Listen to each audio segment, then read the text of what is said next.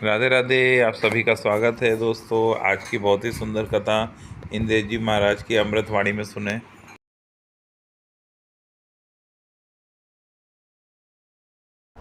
संकट कौन मांगता है? तू संकट क्यों मांग रही है मुझसे?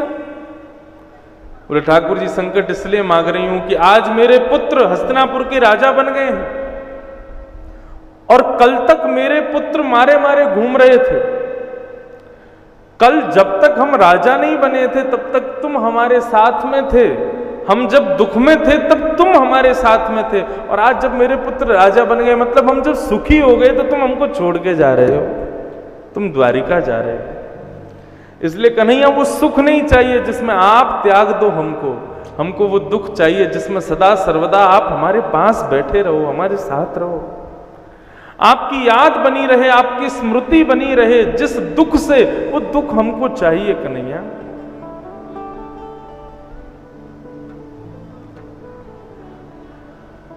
इस भाव को सुनकर के भगवान के नेत्र सजल हो गए और कुंती को हृदय से लगा करके भगवान बोले कि बुआ चिंता मत करो, जब मैं अपनी लीला का संवरण करूंगा तो आपको अपने संग लेके जाऊंगा।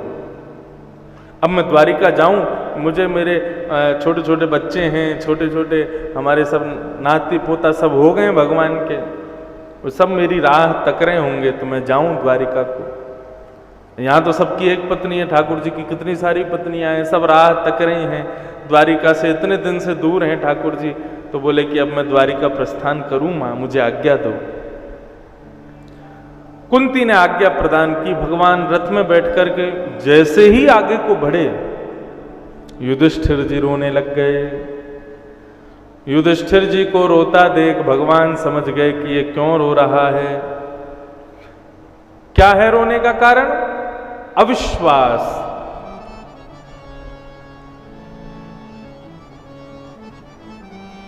भगवान की सुंदर चर्चा सुनाने वाला व्यक्ति, भगवान का सदैव भजन करने वाला व्यक्ति, भगवान के सन्मुख सदा सर्वदा रहने वाला भक्त यदि संसारी किसी बात को सुनकर के रोए तो इससे क्या समझ में आएगा कि इसके अंदर भगवान के प्रति अविश्वास है, विश्वास नहीं है, इसलिए रो रहा है।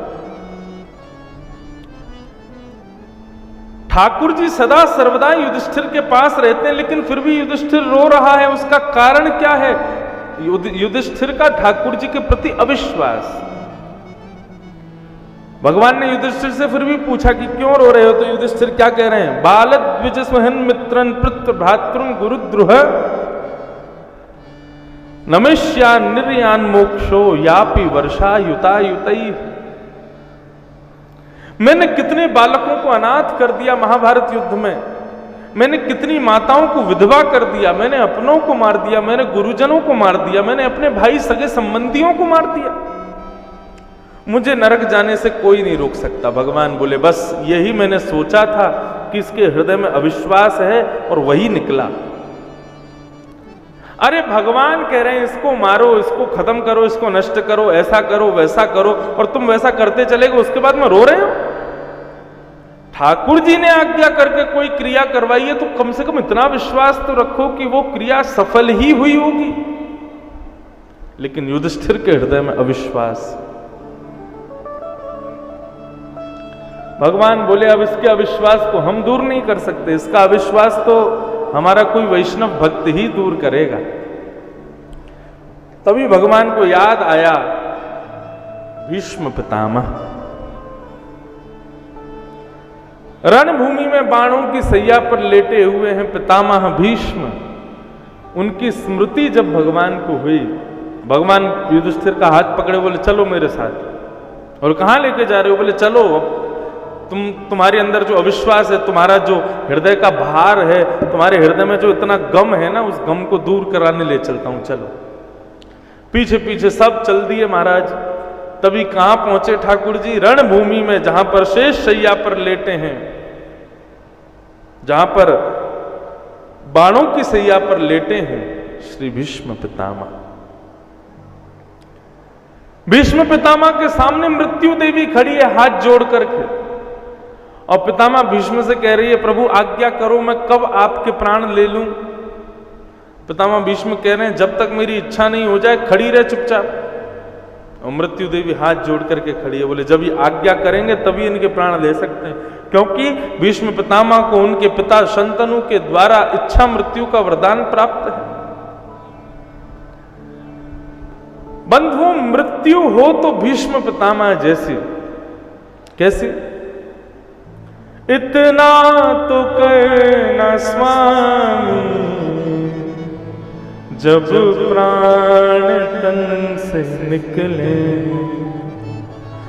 गोविंद नाम लेकर जब प्राण तन से निकले। बंधुओं, चाहे आप पन्ना के युगल किशोर जी का दर्शन करने जाओ, वृंदावन बिहारी लाल का दर्शन करने जाओ, बद्रीनाथ जाओ, जगन्नाथ जाओ, द्वारिकानाथ जाओ, कहीं भी दर्शन करने जाओ, ठाकुर जी से कुछ मत मांगना, केवल एक ही चीज मांगनी है। क्या? कि हे ठाकुर जी, हे युगल किशोर जी, हम पे ऐसी कृपा करो, हमको जीवन भर दुख दो, सुख दो, जो आपको अच्छा लगे वो प्रदान करना, लेकिन हम पर इतनी कृपा कर देना कि हम जब इस संसार से अलविदा कह करके जा रहे हों, अपनी अंतिम श्वास ले रहे हों, इस संसार से हमारी मृत्यु हो रही हो, उस क्षण, अंतिम क्षण के लिए, ऐसा नहीं कि हम बहुत देर के लिए बुला रहे हैं, एक क्षण के लिए आप युगल स्वरूप में हमारे सन्मुख प्रकट होकर के हमको दर्शन दे देना, आपको देखते देखते प्राण निकल जाए, केवल यही हमारी इच्छा और कोई इच्छा हम पर नहीं है। बंधु, हम सत्य बता रहे हैं, ठाकुर जी से कुछ मत मांगो, ये मांग लिया तो आपने सब कुछ मांग लिया। विचार करो, अंत तो कभी भी हो सकता है, और आप ठाकुर जी से मांगो कि मेरे अंत काल में एक क्षण के लिए आप प्रकट होकर दर्शन दे देना, तो ठाकुर जी को आपका ध्यान रखना पड़ेगा। अब जन्मे हैं दमोह में और अंत काल आ गया कहां पर, कहीं और जाकर के, तो ठाकुर जी को अंत काल से एक क्षण पहले प्रकट होना ही पड़ेगा। क्यों? बोले इस बेचारे ने जीवन भर कुछ नहीं मांगा, केवल यही मांगा कि अंत काल में मेरा दर्शन हो जाए। जन्म जन्म मुन जतन कराही, अंत काल कहीं आवत नाहि। अंत काल में राम नाम मुख पर नहीं आ पाता है, लोग जन्म जन्म जतन करते रहते हैं।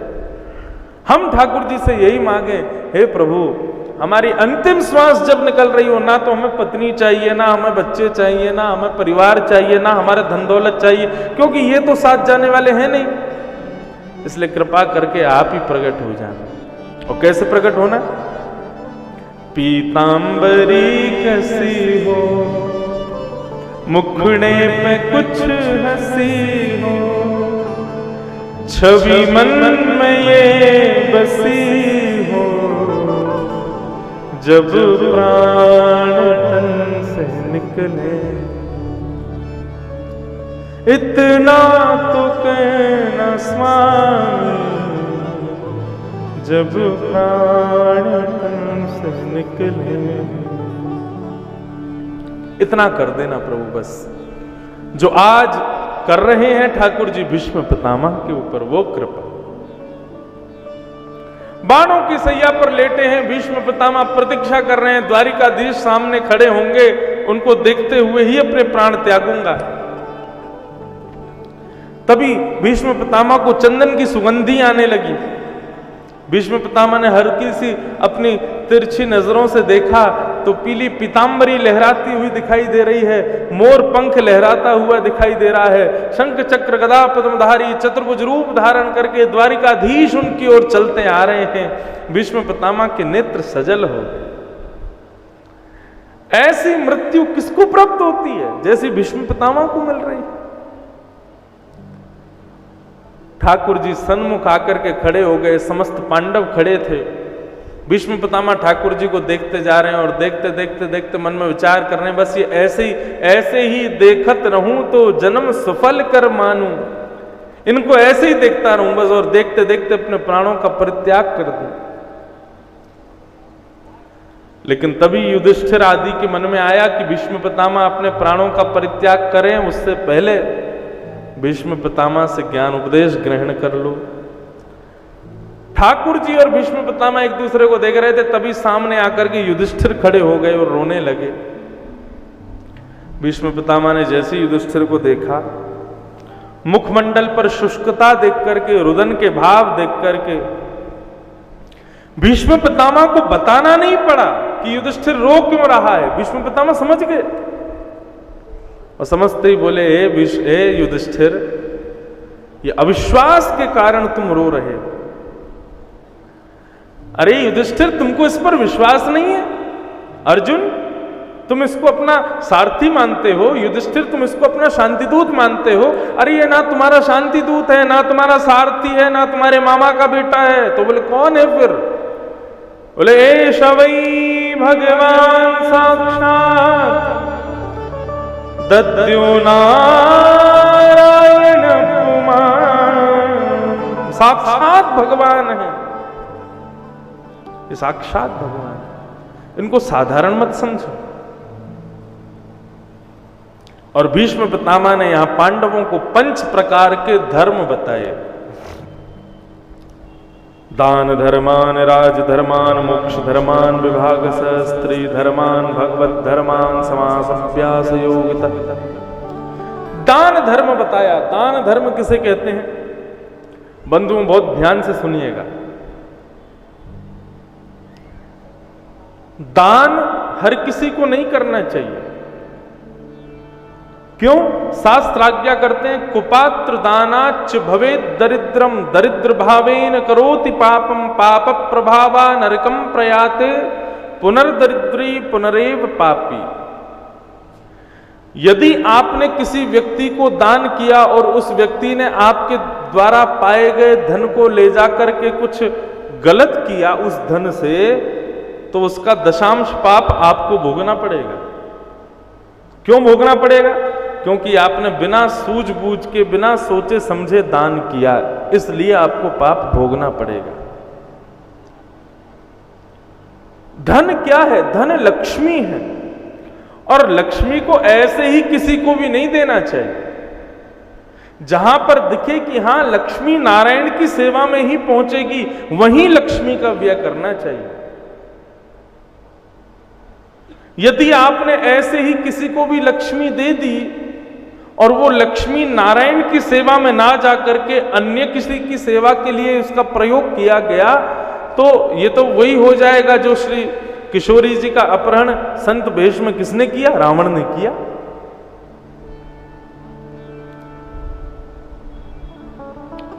लक्ष्मी मान करके अपने धन को वहीं देना चाहिए, वहीं दान करना चाहिए जहां पर आपको यह विश्वास हो कि मेरी लक्ष्मी नारायण की सेवा में ही प्रयोग होगी। नारायण की सेवा क्या है? भगवत कार्य जितने भी हैं वो सब नारायण सेवा है। असहाय लोगों की सहायता, गौ सेवा, ब्राह्मण सेवा, संत सेवा, तीर्थ जीर्णोद्धार की सेवा, मंदिर निर्माण की सेवा, यज्ञ आदियों की सेवा। इन सेवाओं में हमारी लक्ष्मी कहां जा रही है?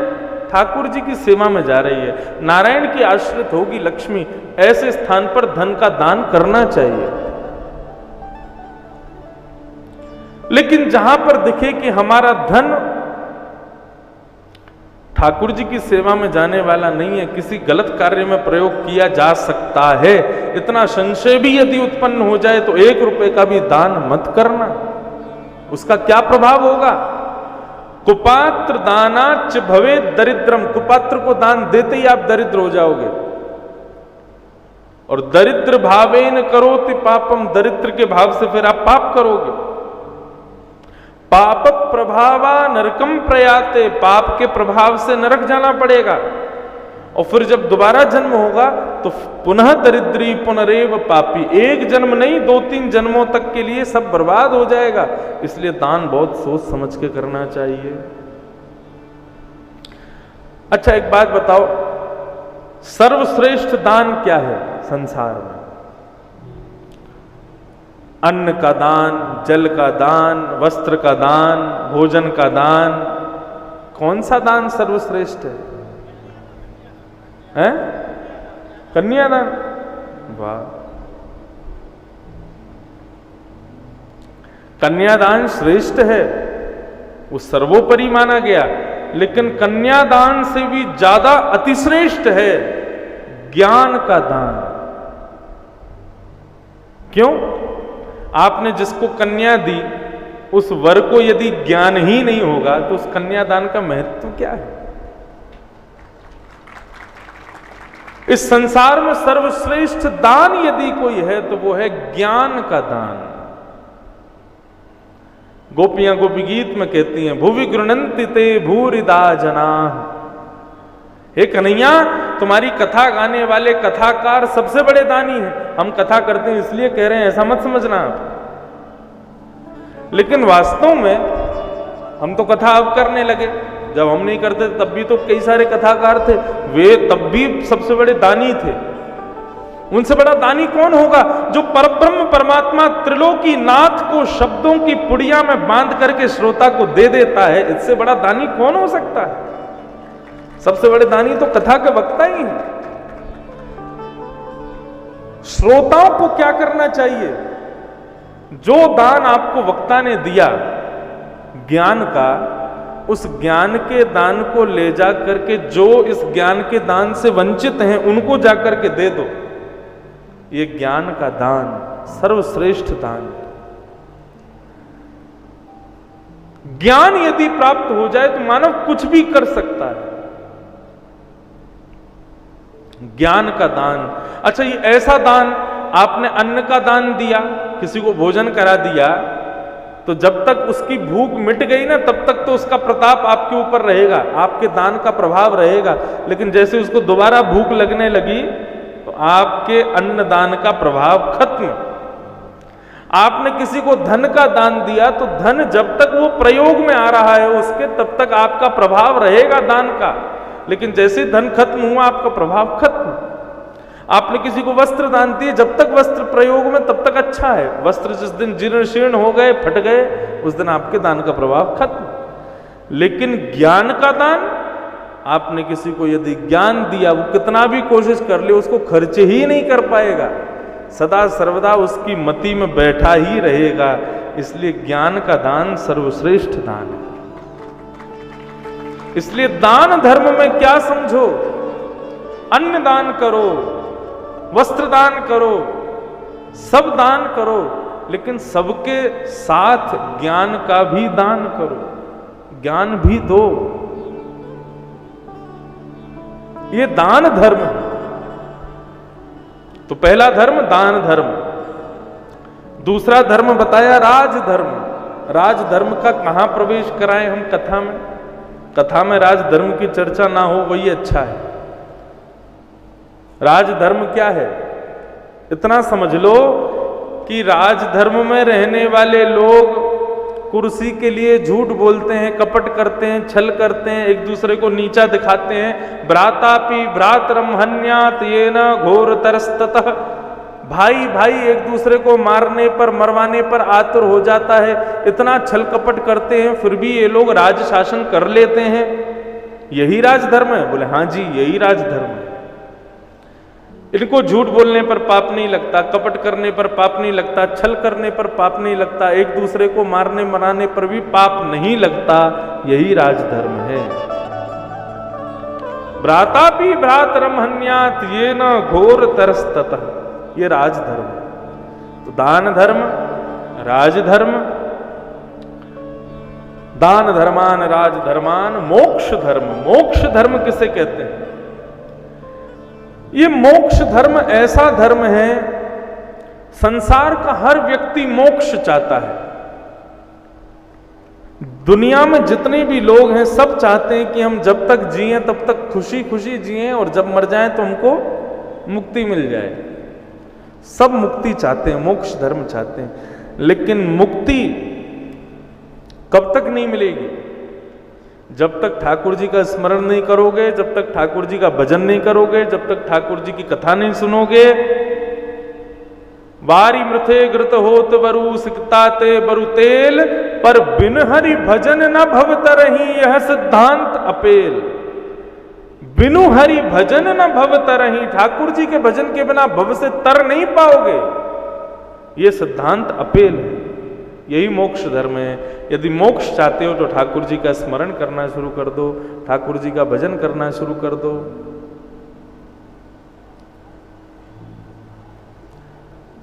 भक्तमाल में कथा आती है, रंगा जी, भगवान के एक भक्त हुए जयपुर के पास दौसा में रंगा जी।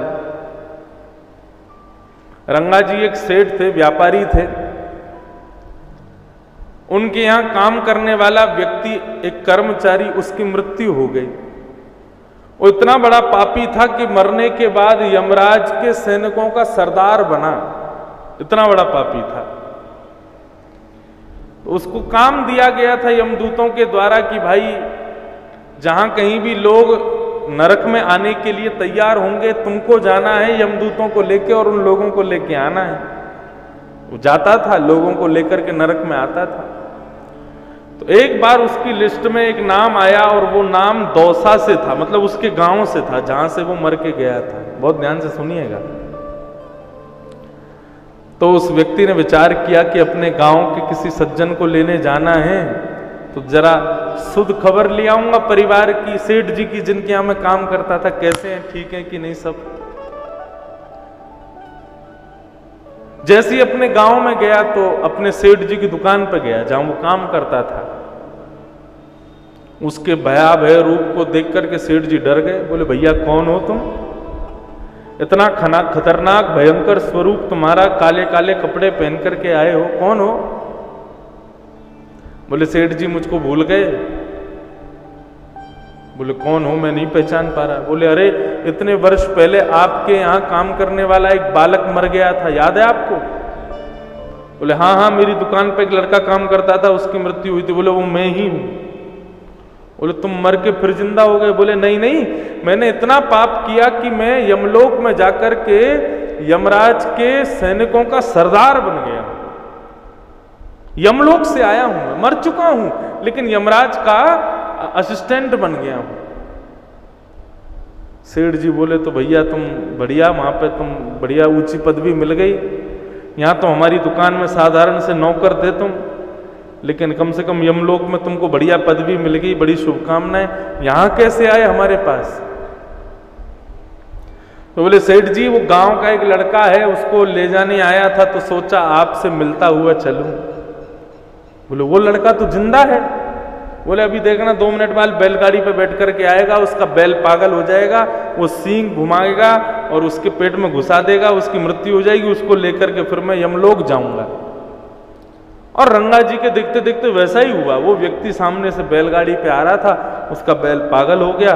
उसने बैल को देखने के लिए, और जैसे ही बैलगाड़ी से नीचे उतरा, बैल ने अपने सींग घुमाए और उसके पेट में घुस गए, उसकी मृत्यु हो गई, वो यमलोक चला गया।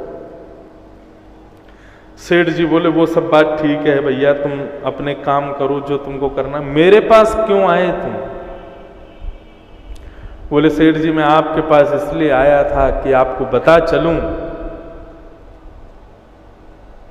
यदि आप अपनी ऐसी स्थिति नहीं देखना चाहते हो, यदि आप ये नहीं चाहते कि यमलोक आप आओ और वहां मेरे हाथों से आपको सोटे खाने पड़े, तो उसके लिए आप पर एक ही उपाय है, सब तज हरि भज, सब छोड़ करके हरि का स्मरण करना शुरू कर दो। यदि आपने ठाकुर जी का स्मरण करना शुरू नहीं किया और आप यमलोक आ गए, और वहां पर यदि मैंने आपकी पिटाई करनी शुरू करी और आपने मुझसे कहा कि अरे तू तो मेरे यहां काम करता था, मेरी दुकान का नौकर था, मुझको मारेगा, मैं रहम नहीं करूंगा आपके ऊपर, मैं बहुत मारूंगा। अगर मेरी पिटाई से बचना चाहते हो, मैंने आपका नमक खाया है, इसलिए आपको बताने के लिए आया हूं, यदि आप चाहते हो कि यमलोक के द्वार आपके लिए सदा सर्वदा के लिए बंद हो जाएं, तो हरि का स्मरण करना शुरू कर दो, भगवान की भक्ति करना शुरू कर दो, नहीं तो यमलोक की यातनाओं को आप सहन नहीं कर पाओगे। ऐसा वो कह करके गया। उसी दिन से श्री रंगा जी ने भगवान का इतना भजन किया, इतना कीर्तन किया, इतना स्मरण किया। तो मोक्ष धर्म क्या है? बिनु हरि भजन न भव तरहि, यह सिद्धांत अपे। ठाकुर जी का भजन तो करना पड़ेगा, स्मरण तो करना पड़ेगा। तो कौन कौन से धर्म हो गए? राजधर्म, दान धर्म, राजधर्म, मोक्ष धर्म। अब चौथा आया स्त्री धर्म। स्त्रियों का धर्म क्या है? एक ही धर्म एक ही व्रत ने मान, काया वचन मन पति पद प्रेमा। अपने पति को ही, अपने पति के परिवार को ही सर्वस्व माने, यही स्त्री का धर्म है। बंधुओं, स्त्री दो कुल के उद्धार के लिए भगवान ने बनाया है माताओं को। पुत्र तो केवल जिस पिता के यहां जन्म लेता है उसी का कल्याण करता है, लेकिन पुत्री जिस पिता के यहां जन्म लिया उसका भी कल्याण करती है और जिस पिता के घर में जाएगी उसका भी कल्याण करती है। दो कुल के कल्याण के लिए भगवान ने स्त्रियों को बनाया है। ये भगवान की बनाई हुई सृष्टि में सर्वश्रेष्ठ कृति है। इनको प्रणाम करना चाहिए, इनको वंदन करना चाहिए।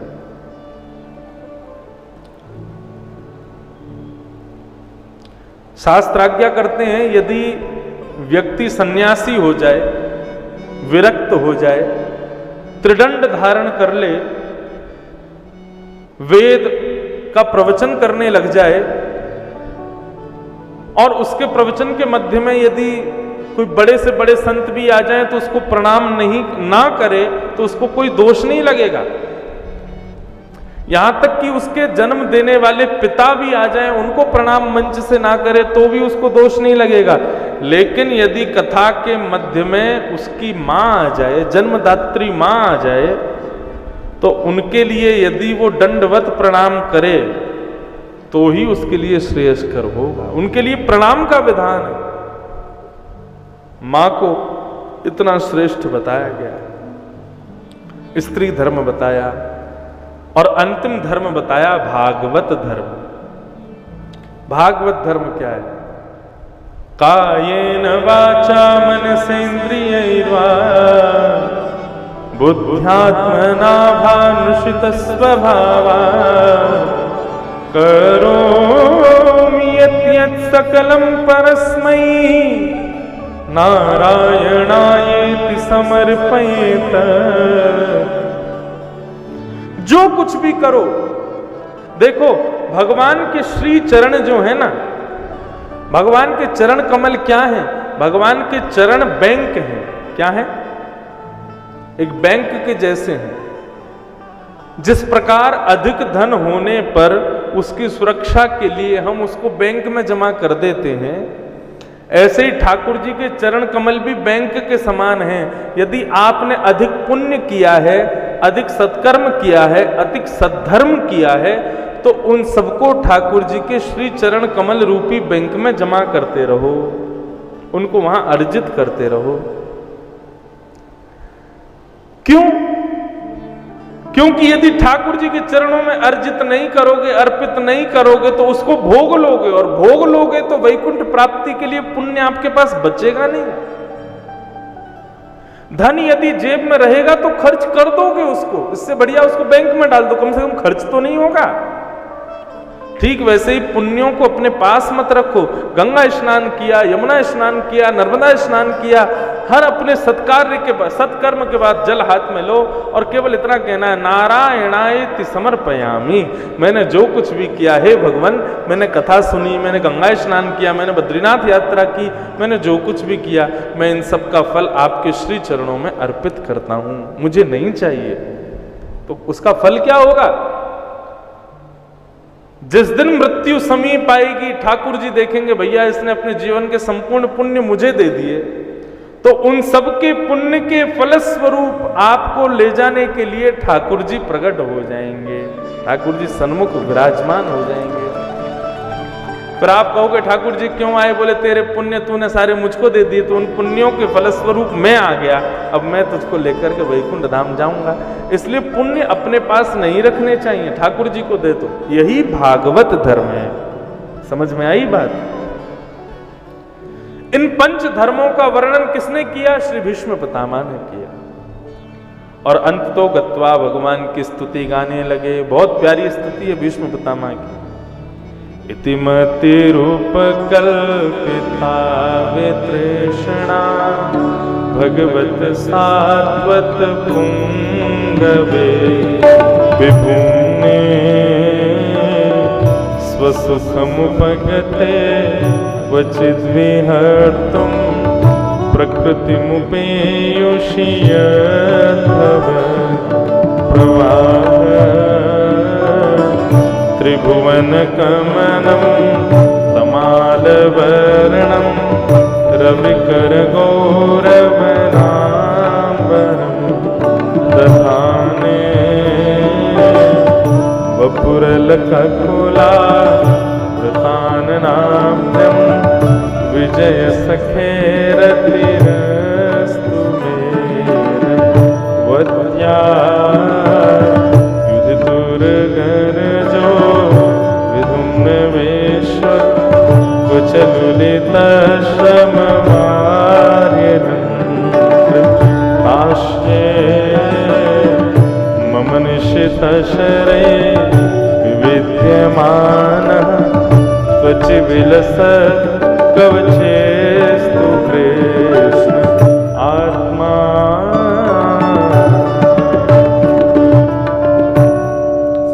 भीष्म पितामह ने भगवान की स्तुति गाई। बहुत ध्यान से सुनिएगा।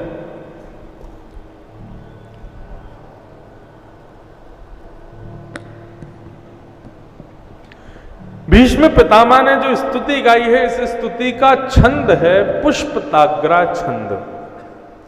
भागवत के अनंत श्लोक अलग अलग छंदों में गाए गए हैं, उनके छंदों के नाम हैं, और वो ऐसे ही नहीं किसी भी छंद में गा दिए जाते। उन छंदों का महत्व होता है, विशेषताएं होती हैं, तभी उन छंदों में गाया जाता है। भीष्म पितामह ने जो ये स्तुति गाई, इसको गाया पुष्पताग्रा छंद में, यानी कि भीष्म पितामह की इच्छा थी कि मैं ठाकुर जी के श्री चरण कमलों में पुष्प चढ़ा दूं, ठाकुर जी का पुष्पों से श्रृंगार कर दूं, ठाकुर जी को पुष्पों की माला पहना दूं। लेकिन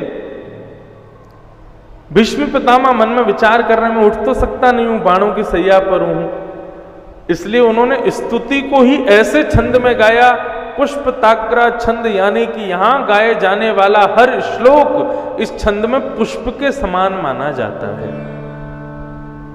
ऐसी स्तुति गाई भीष्म पितामह ने, प्रत्येक श्लोक के भाव से मानो पुष्प चढ़ा रहे हैं ठाकुर जी के ऊपर। क्या कह रहे हैं भीष्म पितामह? इतिमतिरुपकल्पिता वितृष्णा भगवत सात्वत पुंगवे विभुम्ने स्वसुखमुपगते क्वचित् विहर्तुं प्रकृतिमुपेयुषियद्धव प्रवाह। भीष्म पितामह कह रहे हैं, प्रभु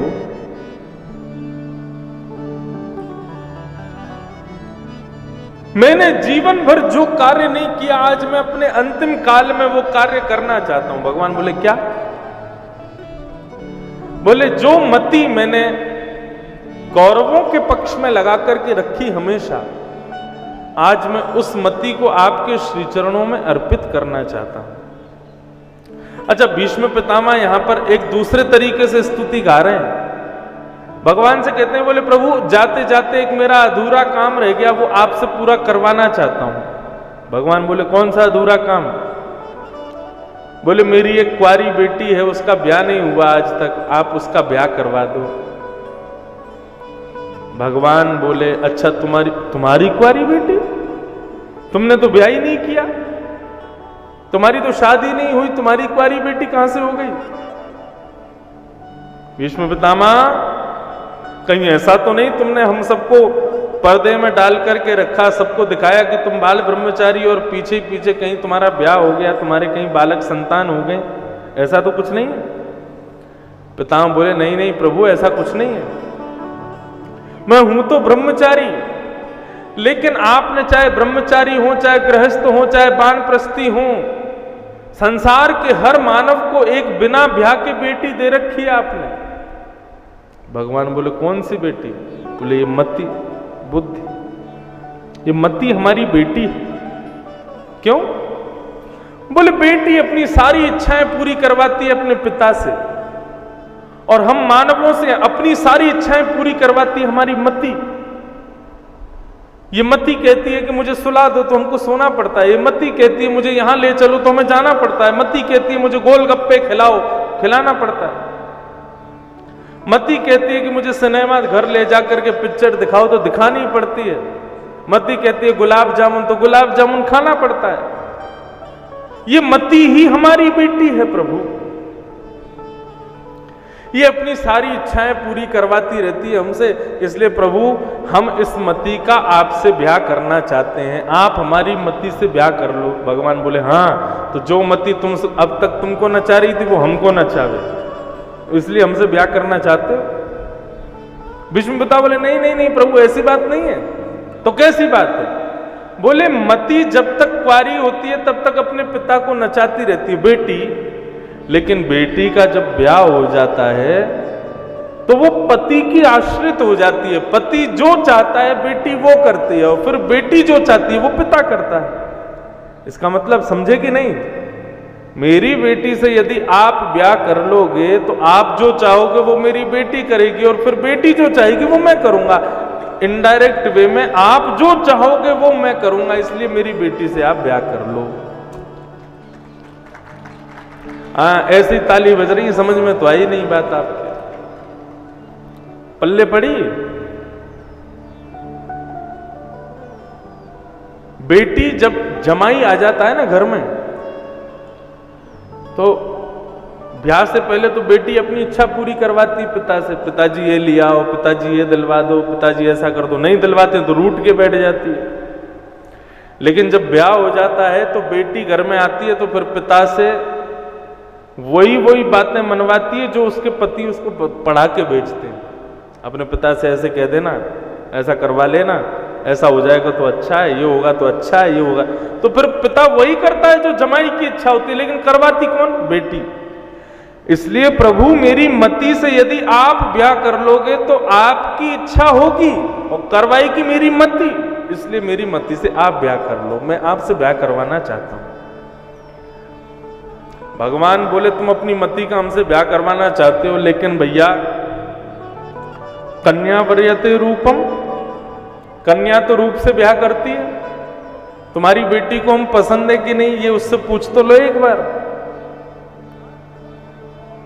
भीष्म पितामह बोले प्रभु आप जैसा दामाद यदि मिल रहा हो, आप जैसा पति किसी कन्या को मिल रहा हो, तो उससे पूछने की क्या जरूरत है? कैसे हो आप? त्रिभुवन कमनम तमाल वर्णम रविकर गौरवरांबरम दधाने वपुरल ककुलावृताननाब्जम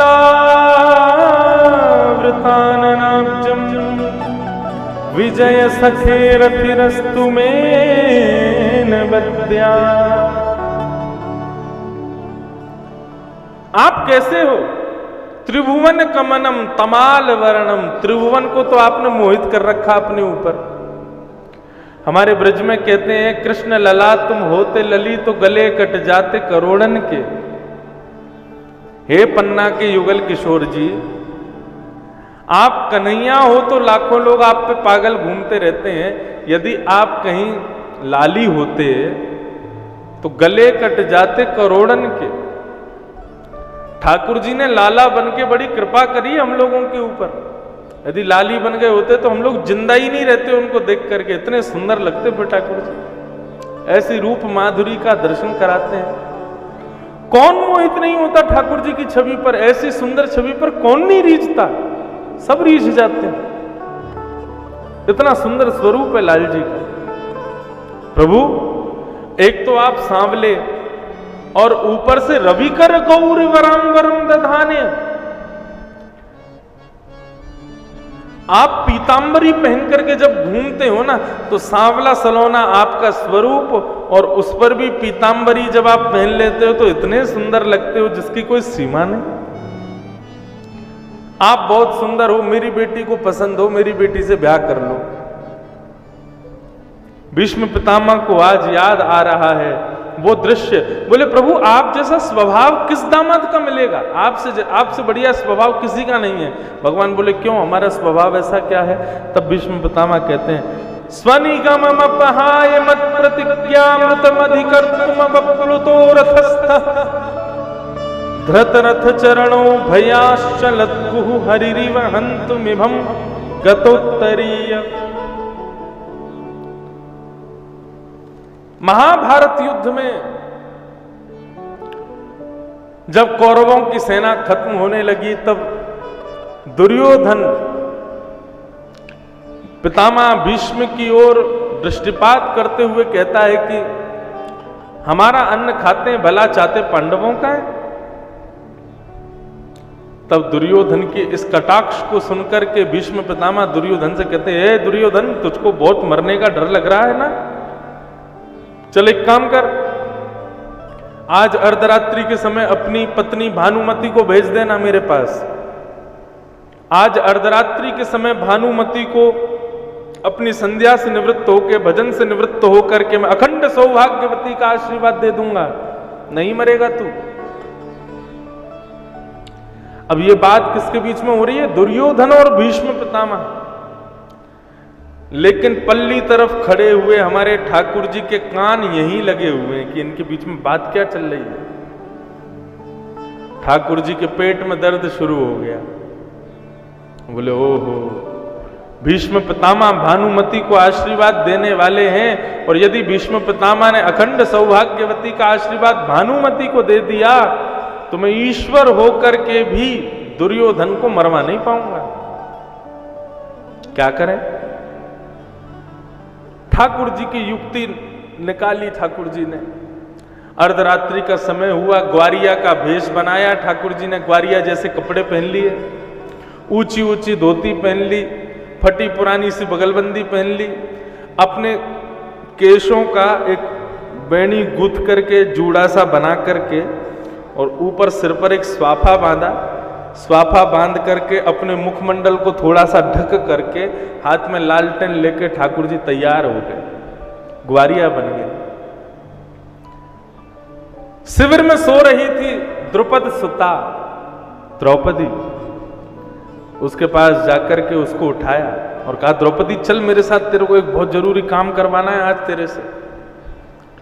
द्रौपदी उठ करके जाने लगी, रास्ते में पूछ रही है कहाँ जा रहे हैं हम, क्यों जा रहे हैं इतनी रात में, और आपने एक ऐसा रूप बना रखा है, समझ में ही नहीं आ रहा कौन है, बिल्कुल लग ही नहीं रहे, कन्हैया से जाने ऐसे लग रहे हो, कहाँ से कोई ग्वारिया आ गया है। ठाकुर जी बोले ज्यादा बात मत बना, अब जल्दी चल, और भीष्म पितामह के यहाँ जा रहे हैं, उनको जाकर के प्रणाम करना है, घूंघट निकाल ले, घूंघट करके प्रणाम करना, और प्रणाम करके वो आशीर्वाद दें, आशीर्वाद लेके तुरंत चुपचाप बाहर आकर के वापस आके सो जाना, किसी से ना कुछ कहना ना कुछ बोलना। और भीष्म पितामह यदि पकड़ लें, पूछने लग जाएं कहाँ किसके साथ आई हो, कहाँ से आई हो, कैसे आई हो, तो कह देना नौकर के साथ आई हूं, हमारी गैया चराता है ग्वारिया। दूर से भीष्म पितामह देखेंगे तो उनको समझ में भी नहीं आएगा मैं कौन हूं। कैसे भी करके आशीर्वाद लेके चुपचाप आके सोना है, रुकना नहीं है वहां पे, और ज्यादा अपनी बुद्धिमत्ता का प्रदर्शन मत करना वहां पे, चुपचाप जाना, आशीर्वाद लेके आ जाना, और घूंघट कर लो। घूंघट निकाल करके द्रौपदी शिविर में प्रवेश कर गई, ठाकुर जी एक वृक्ष के नीचे बैठ गए। द्रौपदी अंदर गई, जाकर के जैसे ही बैठी, भीष्म पितामह भजन कर रहे थे, अर्धरात्रि का समय था, तभी उन्होंने जब नूपुरों की आवाज सुनी तो पहचान गए, समझ गए कि जरूर भानुमति आई है। अपनी माला को नेत्रों से लगा करके रख दिया, अपने हाथ में जल ले लिया, अपने संपूर्ण जीवन की तपस्या का फल लेकर के, और द्रौपदी के सिर पर अपने दोनों वरद हस्त रखते हुए आशीर्वाद दे दिया, अखंड सौभाग्यवती भव। अब जैसे ही महाराज आशीर्वाद दिया, द्रौपदी के तो रोए खड़े हो गए। भीष्म पितामह ने जैसे ही कहा अखंड सौभाग्यवती भव, मतलब तुम सदा सर्वदा सौभाग्यवती रहो, तुम्हारे पति अजर अमर हो जाएं। द्रौपदी मन में सोचने लगी, महाभारत युद्ध में तीखे तीखे बाण चलाने वाला मेरे पतियों के ऊपर, और आज मुझसे कह रहा अखंड सौभाग्यवती भव। द्रौपदी ने तुरंत अपना घूंघट ऊपर कर लिया और कह दिया, पितामह भीष्म, तो फिर याद रहे कल से मेरे 5 पतियों की जिम्मेवारी आपकी, बाल बांका भी नहीं होना चाहिए उनका। आपने आशीर्वाद दिया है मुझे अखंड सौभाग्यवती का, ध्यान रखिएगा 5 का। अब तो जैसे ही द्रौपदी को देखा, भीष्म पितामह बोले, द्रौपदी मैंने भानुमति को बुलाया था, तू कहां से आ गई यहां पर? क्यों मैं नहीं आ सकती? आपके आशीर्वाद लेने का अधिकार केवल भानुमति के पास है, मेरे पास नहीं है क्या? भीष्म पितामह बोले, तुझको भी अधिकार तो है, लेकिन ये अधिकार आज भानुमति का था। तुमने लेकर के पूरे महाभारत के युद्ध का पासा बदल दिया। अब कौरवों की जगह पांडवों की विजय होगी और उसकी जिम्मेवारी मुझको रखनी पड़ेगी। द्रौपदी बोले, ध्यान रखिएगा, अब मैं चलती हूं। प्रणाम करके जाने लगी। इतने में भीष्म पितामह जोर से बोले, द्रौपदी रुको जरा, इतनी रात को तुम अकेली आई हो? अब तो द्रौपदी घबराई, क्या कहूं? हाँ अकेली आई हूं। नहीं अकेली नहीं हूं, है तो सही एक साथ में, लेकिन फिर भी अकेली हूं मैं। वैसे अकेली नहीं हूं, लेकिन फिर भी अकेली हूं। क्या बोल रही है, क्या बड़बड़ कर रही है? कौन आया साथ में? इतनी रात को हमारी घर की बहुएं बाहर अकेली घूम रही, किसके साथ आई है? सही सही बता।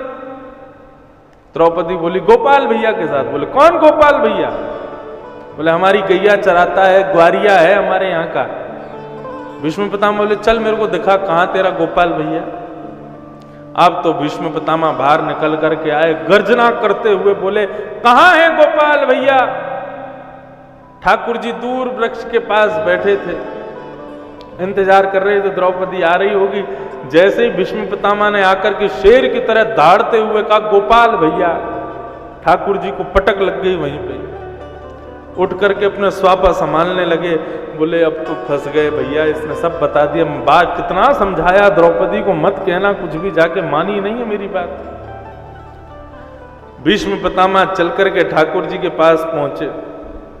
अंधेरा हो रहा था, लालटेन उठाई, लौ तेज की, ठाकुर जी के मुख के आगे घुमाने लगे। बोले, द्रौपदी तेरा गोपाल भैया तो कहीं देखा है मैंने, इसका रूप देख करके ऐसा लग रहा है कि इसको कहीं देखा है मैंने। ठाकुर जी बोले, गौशाला में देखा होगा, गैया चराते हुए, गोबर उठाते हुए।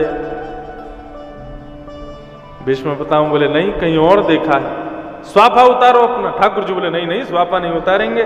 भीष्म पितामह ने पकड़ करके जैसे ही स्वापा खींचा, ठाकुर जी के घुंघराली अलकावलियां बिखर करके खुल गईं। मोर पंख जो शीश पर लग के छुपा हुआ था प्रकट हो गया। आकाश में अपने आप को बादल की ओट में छुपाए हुए चंद्रमा से रहा नहीं गया, तुरंत उसने किरण प्रकाशित की और श्याम सुंदर की छवि प्रकट हो गई भीष्म पितामह के सामने। ऐसी मधुर छवि ठाकुर जी की प्रकट हुई, उसको देख करके भीष्म पितामह के नेत्र सजल हो गए। छलिया, कपटी, सारे उल्टे काम करता है। जब देखो द्रौपदी को आधी रात में मेरे पास लेकर के, कैसे तुझको कैसे पता चला कि मैं भानुमति को आशीर्वाद देने वाला हूं? पूरे महाभारत के युद्ध का पासा बदल दिया। भगवान बोले, हम तो बचपन से सबसे कहते आए, हम जय जय हैं, कोई माने ही ना है। अरे हम जय जय हैं, भगवान है, हमको सब पता है। तो ठीक है, फिर कल से महाभारत युद्ध में हम युद्ध लड़ेंगे और देखते हैं तुम पांचों को कैसे बचाते हो। जय जय हो ना, बचाना पांचों। अब तो भीष्म पितामह ने इतना भयंकर युद्ध किया महाराज, एक दिन में पांडवों की आधी से ज्यादा सेना को नष्ट कर दिया भीष्म पितामह ने।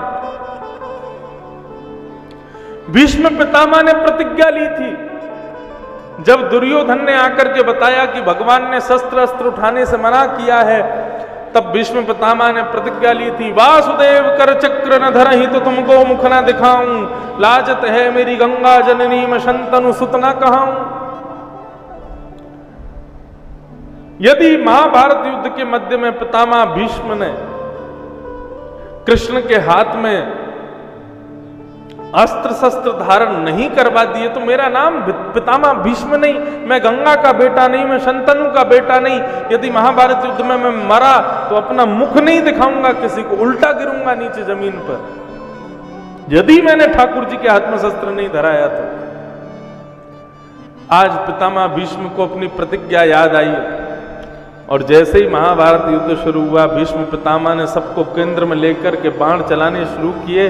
जैसे अर्जुन को केंद्र में लेकर के बाण चलाना शुरू किया, ठाकुर जी घबराए, बोले पितामह भीष्म क्या कर रहे हैं, अर्जुन को बाण मार रहे हैं। अर्जुन की रक्षार्थ भगवान रथ से कूदे, दूर आधा टूटा हुआ रथ का चक्का पड़ा हुआ था। ठाकुर जी देख रहे हैं भीष्म पितामह की ओर, दौड़ रहे हैं रथ के चक्के की ओर। 3 बार तो हाथ में केवल धूल आई, रथ का चक्का आया ही नहीं। तीसरे प्रयास में जैसे ही रथ का चक्का हाथ में आया और उसको उठा करके रथांग पाणे बन करके जैसे ही दौड़े भीष्म पितामह को मारने के लिए, भीष्म पितामह ने जैसे ही देखा ठाकुर जी ने हाथ में शस्त्र धारण कर लिया, तुरंत अपने अस्त्र शस्त्र छोड़ दिए। पितामह भीष्म ने जोर से ताली बजाई, वाह वाह वाह वाह, आओ प्रतिज्ञाधारी, मैं शस्त्र नहीं उठाऊंगा। ये किसने प्रतिज्ञा की थी? आप कहो मैं शस्त्र बिन भूमि हरहूं सब भार। आपने तो प्रतिज्ञा ली थी कि आप बिना शस्त्र के महाभारत युद्ध लड़ोगे, क्यों उठाया शस्त्र? तू हमको क्षत्रिय ना गिने, बोले ही वचन विचार। ठाकुर जी ने जैसे ही पितामह भीष्म को देखा, ओहो, इन्होंने तो शस्त्र धारण करवाने के लिए पूरी लीला रची थी। ठाकुर जी ने चक्र दूर फेंका, डार चक्र हरि हस पड़ो दियो उत्तर ब्रजराज। ठाकुर जी उत्तर दे रहे हैं और क्या कह रहे हैं, मैंने शस्त्र क्यों उठाया, अपनी प्रतिज्ञा को क्यों तोड़ा? डार चक्र हरि हस पड़ो दियो उत्तर ब्रजराज, आज तेजी प्रतिज्ञा मोरी में तोरी प्रतिज्ञा काज। हे पितामह भीष्म, मैंने आज अपनी प्रतिज्ञा को इसलिए तोड़ दिया क्योंकि तुमने प्रतिज्ञा ली थी कि तुम मेरे हाथ में शस्त्र धारण करवाओगे, और मेरा भक्त यदि कोई प्रतिज्ञा ले ले और मैं उसको पूर्ण ना होने दूं तो फिर मैं किस बात का ईश्वर हूं? अपना मान टले टले जाए पर भक्त का मान ना टलते देखा, प्रबल प्रेम के पाले पड़कर हरि को नियम बदलते देखा। ठाकुर जी बोले पितामह विचार करो, यदि मैंने शस्त्र नहीं उठाया होता पूरे महाभारत युद्ध में तो तुमने कहा था किसी को मुख नहीं दिखाऊंगा। तुम बाणों की सैया पर यदि गिर भी जाते तो उल्टे गिरते, मेरी स्तुति कैसे करते, फिर मेरा दर्शन कैसे करते अंत समय में? इसलिए मैंने शस्त्र धारण किया। आज भीष्म पितामह को भगवान की वो सुंदर भावमयी रूप का दर्शन हुआ और पितामह भीष्म ने अंततो गत्वा ब्रज को स्मरण करते हुए ललित गति विलास बल गुहास प्रणय निरीक्षण कल्पितोर मान। हे प्रभु, आपकी ललित गति, जो आपकी टेढ़ी मेढ़ी चाल है ना, उस पर मैं मोहित हो गया हूं। मैंने आपके चतुर्भुज रूप को देखा है, मैंने आपके द्वारिकाधीश रूप को देखा है, मैंने आपके सारथी रूप को देखा है, मैंने आपके विराट रूप का भी दर्शन किया है, लेकिन मैंने आपके बांके बिहारी स्वरूप का दर्शन नहीं किया। आपके ब्रज के स्वरूप का मैं दर्शन नहीं कर पाया। जहां आप बांकी अदा से खड़े होते हो, वंशी का नाद करते हो, गोपियों के संग रासव विहार करते हो, घर घर जाके माखन चोरी करते हो, आपके उस स्वरूप का मुझे दर्शन नहीं हुआ प्रभु। इसलिए मैं आज अपने स्तुति के अंत में ब्रज को स्मरण करता हूं ताकि अगला जन्म मुझे ब्रज में मिले और मैं आपके उस रूप का दर्शन कर सकूं।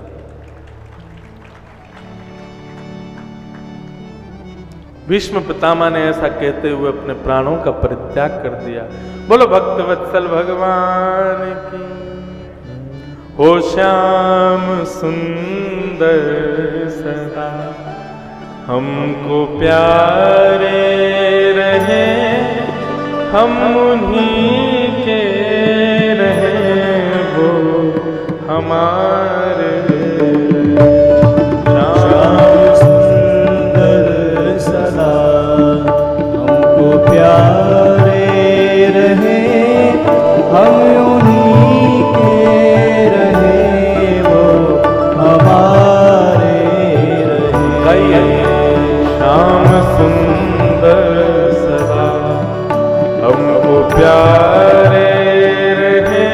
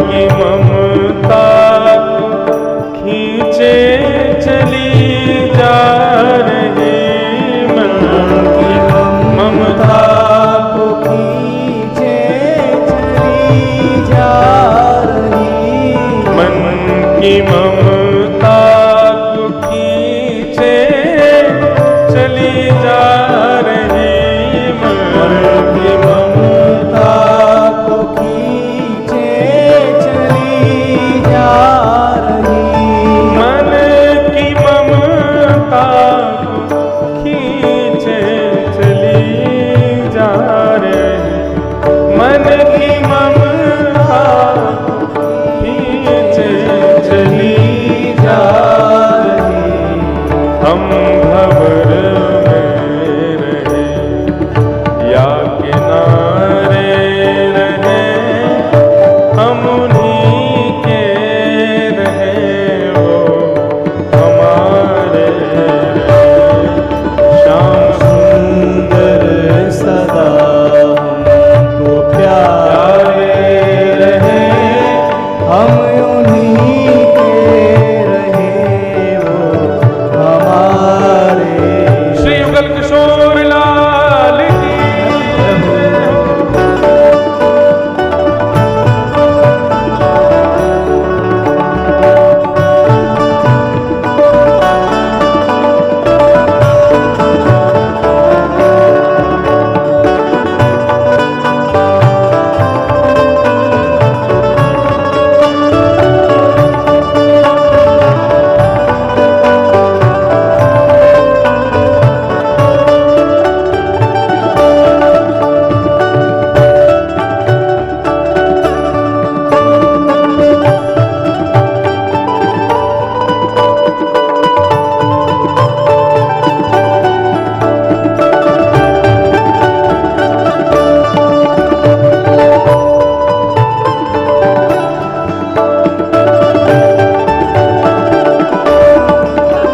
जिस डगर पे मुरलिया की धुन आएगी, जिस डगर पे मुरलिया की धुन आएगी, जिस डगर पे मुरलिया की धुन आएगी, इस डगर पे मुरलिया की धुन आएगी, उस डगर पे उमरिया ये कट जाएगी, उस डगर पे उमरिया ये कट जाएगी, उस डगर पे उमरिया ये कट जाएगी, उस डगर पे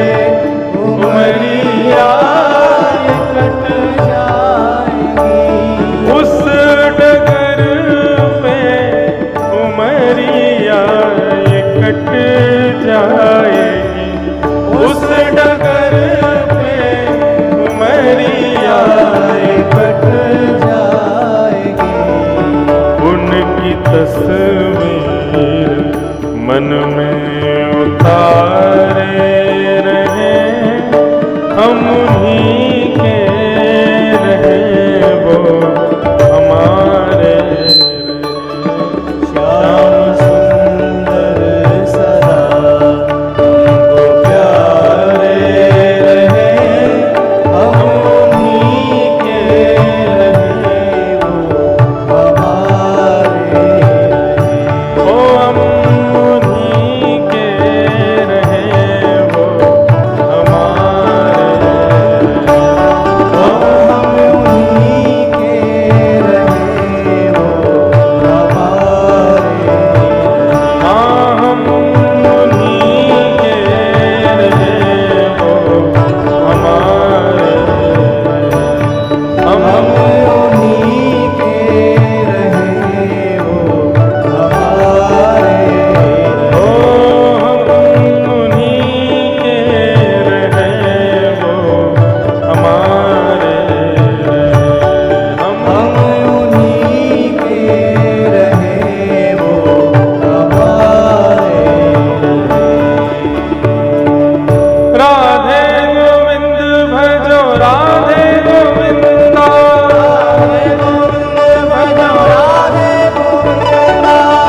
राधे गोविंद भजो राधे गोविंद, राधे गोविंद भजो राधे गोविंद, राधे गोविंद भजो राधे गोविंद, राधे गोविंद भजो राधे गोविंद, राधे गोविंद भजो राधे गोविंद, राधे गोविंद भजो राधे गोविंद, राधे गोविंद भजो राधे गोविंद, राधे गोविंद भजो राधे गोविंद, राधे गोविंद भजो राधे गोविंद, जय राधे राधे राधे राधे राधे गोविंद, राधे राधे राधे राधे राधे गोविंद, राधे राधे राधे राधे राधे गोविंद, राधे राधे राधे राधे राधे गोविंद भजो राधे गोविंद, राधे गोविंद भजो राधे गोविंद, राधे गोविंद भजो राधे गोविंद, राधे गोविंद भजो राधे गोविंद, राधे गोविंद भजो राधे गोविंद, राधे गोविंद भजो राधे गोविंद, राधे गोविंद भजो राधे गोविंद, राधे राधे राधे राधे राधे गोविंद, राधे राधे राधे राधे राधे गोविंद, राधे राधे राधे राधे राधे गोविंद, राधे राधे राधे राधे राधे गोविंद, राधे गोविंद भजो राधे गोविंद, राधे गोविंद भजो राधे गोविंद, राधे गोविंद भजो राधे गोविंद, राधे गोविंद भजो राधे गोविंद, राधे गोविंद भजो राधे गोविंद, राधे गोविंद भजो राधे गोविंद, राधे गोविंद भजो राधे गोविंद, राधे गोविंद भजो राधे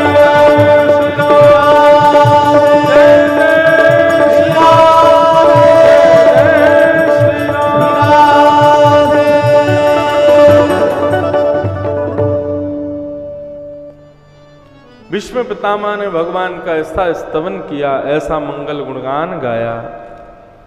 स्तुति करते हुए पितामह भीष्म के प्राण भगवान में जाकर के विलीन हो गए। भगवान भीष्म पितामह का संस्कार आदि निवृत्त करा करके द्वारिका को प्रस्थान कर गए। तब उस बालक ने जन्म लिया जिस बालक की गर्भ में प्रवेश करके भगवान ने रक्षा की थी।